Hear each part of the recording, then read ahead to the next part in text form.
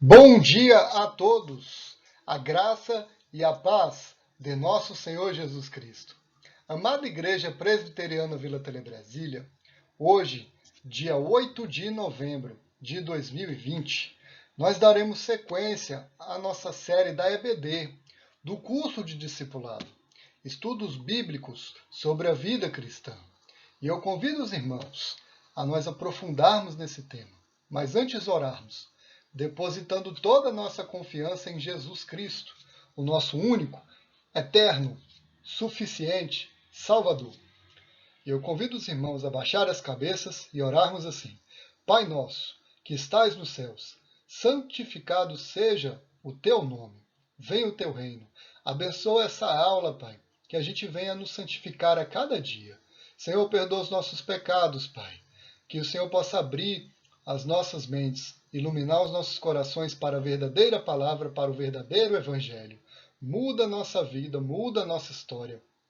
Abençoa o irmão que está do outro lado dessa tela, para que essa palavra possa tocar em seus corações. Te agradecemos, meu Deus, por tudo, no nome de Jesus. Amém. Amados, na nossa aula de hoje, o crescimento cristão está dividida em 5 capítulos. Capítulo 1, Maturidade em Cristo.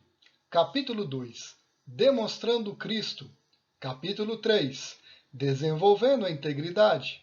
Capítulo 4, Crescendo no Discipulado. E capítulo 5, Obediência e Bênção.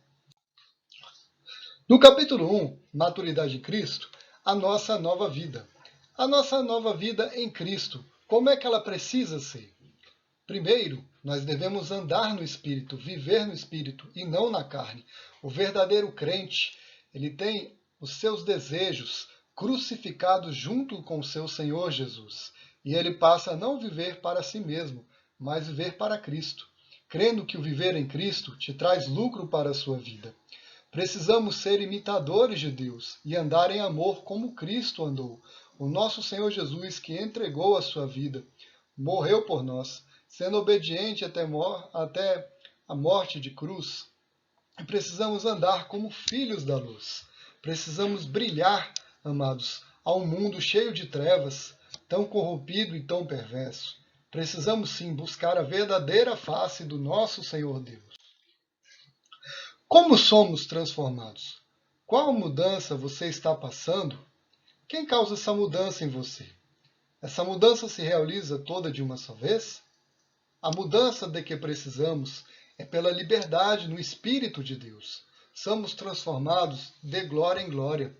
Somente, amados, uma mudança sincera, genuína, nos tornando filhos regenerados ao nosso Senhor e Salvador, é operosa pelo Espírito Santo de Deus. E nós precisamos buscar a direção do nosso Senhor Jesus pela palavra de Deus, a palavra que é viva e eficaz, que muda os corações mais difíceis e em oração para realmente sermos transformados.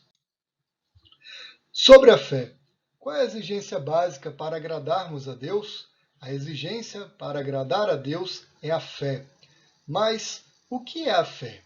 É a certeza das coisas que se espera em Deus, mas não vem. Você tem depositado a sua fé no único e verdadeiro Salvador? Saiba, irmãos, que todo aquele que deposita sua fé em Cristo, verdadeiramente, ele há de abençoar a ti. Como devemos reagir às tentações? Devemos reagir com paciência, sabendo que a prova da vossa fé opera por meio dela.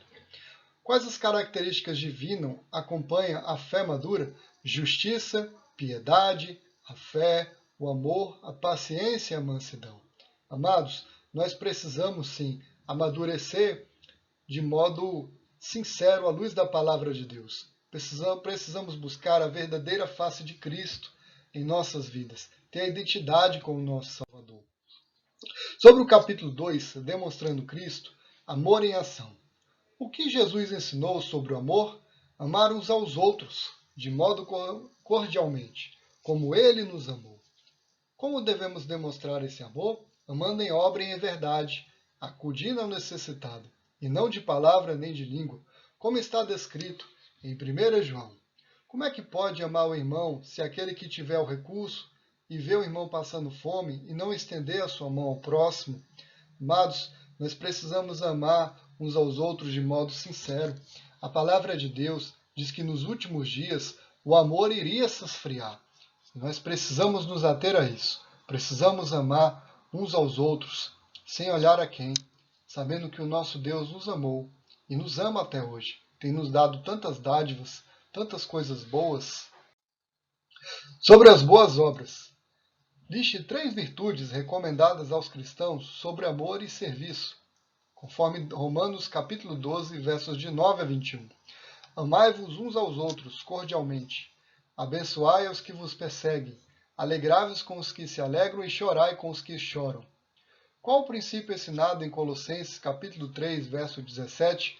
Fazei tudo em nome do Senhor Jesus, dando por ele graças a Deus Pai. Amados, nós precisamos crer que precisamos sim estar no mesmo sentimento do nosso Senhor Jesus.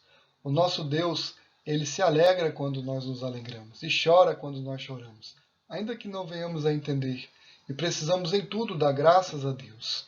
Mesmas dificuldades, mesmas aflições de nossas vidas, nós precisamos dar graças a Deus e ter bom ânimo, sabendo que o nosso Deus está conduzindo a nossa vida de um modo genuíno e verdadeiro. A humildade. Como Jesus demonstrou humildade, não usurpou ser igual a Deus, tomando a forma de servo, humilhou-se a si mesmo e sendo obediente. E indo morrer, morte de cruz. Jesus, ele não precisava desejar passar por tudo isso, mas por obediência ao Pai, o único sacrifício vivo e verdadeiro, ele fez por amor por nós, se entregou de modo voluntário.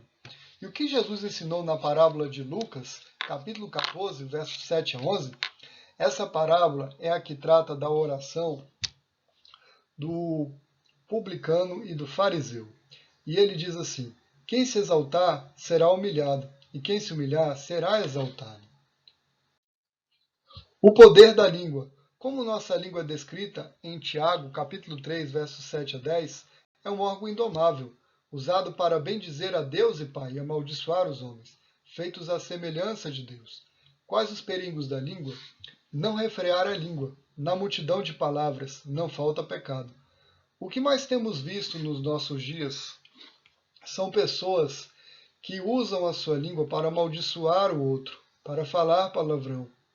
E elas não se dão conta de que cada criação, cada criatura é imagem e semelhança de Deus. Precisamos conter a nossa língua, que é um veneno mortífero. Sabemos, irmãos, que um verdadeiro crente, ele tem uma mudança nas suas ações, nos seus pensamentos e principalmente no seu linguajar. O palavrão já não faz parte mais do vocabulário do crente. As palavras são usadas para edificar, chamar as pessoas para o arrependimento e para conhecer ao nosso Senhor Jesus Cristo. A pureza é importante? Qual a promessa de Jesus em Mateus 5,8? Olha, todos aqueles que forem limpos de coração, Deus prometerá que eles o verão. O que devemos evitar? Fornicação, impureza ou avareza, torpezas, tolices, zombarias, porque esses não têm herança no reino de Deus. A fornicação é quando há o sexo fora da constância do casamento. E a impureza não é só em sexo sexual, não. Ela também. Mas é relacionado à impureza de várias outras formas. A avareza, que é uma idolatria, torpezas, tolices, zombar. Então, amados, nada disso há de herdar o reino dos céus. Por que ser honesto? Vale a pena ser honesto em nosso mundo tão corrompido? De acordo com Colossenses capítulo 3, versos 9 a 10, por que devemos falar honestamente? Porque nós somos um povo diferente, amados. Nós nos vestimos de novo, que se renova para o conhecimento, segundo a imagem daquele que o criou. Já não somos nós mesmos que atuamos. Se somos cristãos, nós não devemos sonegar impostos. Nós não devemos não honrar com a nossa palavra. Nós precisamos sim corrigir isso em nossas vidas, marcar um compromisso e ter comprometimento com a pessoa, avisar as pessoas. Sabe, Isso não é ruim, pelo contrário, isso é um sinal de preocupação com o outro. Você precisa tomar providências para corrigir alguma desonestidade do passado? Se sim, faça isso agora mesmo. Eu irei dar um tempinho para você confessar o seu pecado.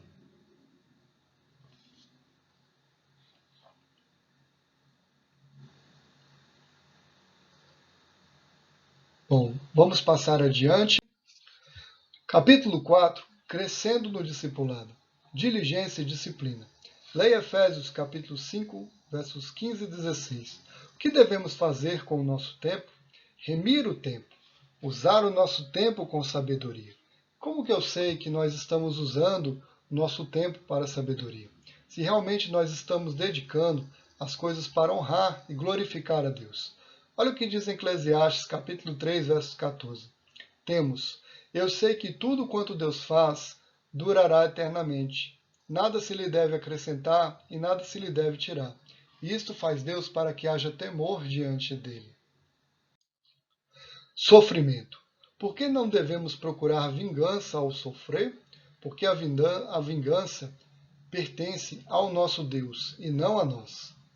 No Salmo 119, versos 67 e 71, de que modo essa pessoa, no caso o salmista, se beneficia com o sofrimento, passa a guardar a palavra e aprende os estatutos de Deus. Note que em tudo nós precisamos tirar uma lição para as nossas vidas.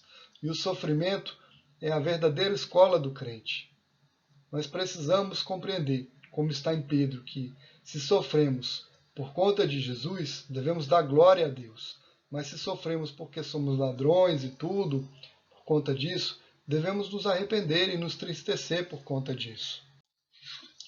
Para descobrir a vontade de Deus.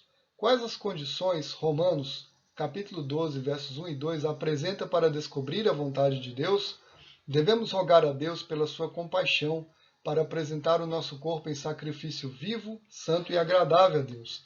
A renovação da nossa mente. O crente ele não se conforma com as coisas desse mundo e ele busca essa renovação da mente em Cristo Jesus. Qual passo para a compreensão da vontade de Deus é ensinado? Bom, pedir sabedoria com fé, porque todo aquele que pede sabedoria com fé, sem nada duvidar, Deus realmente lhe concede. Essa passagem está em Tiago, capítulo 1, versos 5 a 6. De que modo o Espírito Santo nos ajuda a descobrir a vontade de Deus? Guiando em toda a verdade, dizendo tudo o que tiver ouvido e anunciando tudo o que há de vir. Qual a verdade Jesus nos ensinou sobre a vontade de Deus em Mateus 6,33? Essa é uma parte que trata do Sermão do Monte, o capítulo 6. Deus se inicia com a questão de guardar a justiça, não buscar a justiça dos homens, mas sim a justiça no reino de Deus. E ele coloca como prioridade buscar em primeiro lugar o reino de Deus e essa justiça, amados. Capítulo 5 e último, obediência e bênção, seguir a Cristo. Em João, capítulo 6, verso 38, qual Jesus declarou ser o seu propósito na terra? Fazer a vontade daquele que o enviou. Quais os resultados da obediência à verdade de Deus são mencionados em 1 Pedro 1, 22? Purificação das nossas almas, para o amor fraternal. Amor uns aos outros com o coração puro. Nós precisamos sim, amados, nos preocupar com o próximo. Às vezes tem um irmão na igreja que está passando uma dificuldade e está querendo apenas a nossa atenção para a gente orar, incluir nas nossas orações e tudo, amar, estender a mão se tivermos como, poder ajudar e tudo. Isso é muito importante, isso faz a diferença na vida do próximo. E nós não podemos ser alheios diante das situações pela qual muitos irmãos atravessam nas vidas. Leia Romanos, capítulo 13, versos 1 e 2. Por que devemos obedecer às autoridades? Porque toda autoridade foi constituída por Deus, e todo aquele que faz a vontade da autoridade realmente obtém o louvor dela. Segundo Hebreus, capítulo 13, verso 17, por que devemos obedecer líderes espirituais? Porque eles velam por vossas almas. Amados, orem pelo pastor, elder, pastor da igreja. Vida de pastoreio não é fácil, porque realmente nós precisamos sim das orações. E eu incluo também orar pela vida do seminarista, minha vida, orar pela vida de quem exerce algum cargo eclesiástico na igreja, como o diácono, o presbítero. E ore também por quem está nos ministérios, que está na liderança. Porque, amados, não é fácil conduzir uma liderança sadia numa igreja. Nós precisamos sim orar uns pelos outros, como Paulo fez por Timóteo, que nas suas orações se lembrava de Timóteo. Exemplos de obediência. Em Gênesis 22, versos 1 a 18, como Abraão obedeceu a Deus, levando seu filho Isaque ao Monte Moriá para oferecer a Deus. Amados, nessa passagem, Abraão obedeceu a Deus, levando seu filho para um sacrifício. E o que é mais constrangedor para Abraão foi que o filho perguntou: Pai, eu estou vendo você com os instrumentos para oferecer o sacrifício e tudo. Estamos indo em direção ao monte, mas cadê o sacrifício? Abraão não respondeu que era o filho naquele momento, mas disse assim para ele: Deus proverá. E esse é o nosso passo para a nossa próxima pergunta. Qual foi o resultado da obediência de Abraão? Deus poupou Isaque. Por quê? Porque Deus proveu o cordeiro para Abraão poder oferecer o sacrifício. E Deus disse para Abraão que multiplicaria a sua descendência como as estrelas dos céus e como a areia da praia do mar. Abraão não teve vida para ver o cumprimento dessa promessa de Deus. Mas sabem, irmãos, que ela se cumpriu e que hoje a descendência de Abraão é tão grande quanto as estrelas do céu e como a areia da praia do mar. E nós podemos crer nisso porque está na palavra de Deus. Um resumo daquilo que aprendemos, amados. Devemos andar no Espírito e renovar a nossa mente todos os dias. Amar como Cristo amou uns aos outros. Usar a nossa língua para bendizer ao próximo, que é a imagem e semelhança de Deus. Confessar a nossa desonestidade diante de Deus e buscar o auxílio dele para a nossa mudança de vida. Último slide. Devemos remir o nosso tempo, buscando em primeiro lugar o seu reino e a sua justiça. O sofrimento nos beneficia a guardar a palavra de Deus e nos tornar mais próximos dele. Precisamos fazer a vontade de Deus em obediência. E o nosso maior exemplo de que cumpriu tudo isso se chama Jesus Cristo. Ele realmente aproveitou o seu tempo. Buscou em primeiro lugar o reino de Deus e a sua justiça. Acudiu os necessitados. Compreendia o sofrimento das pessoas e passou pelo sofrimento também. E em tudo, absolutamente tudo, fez a vontade de Deus.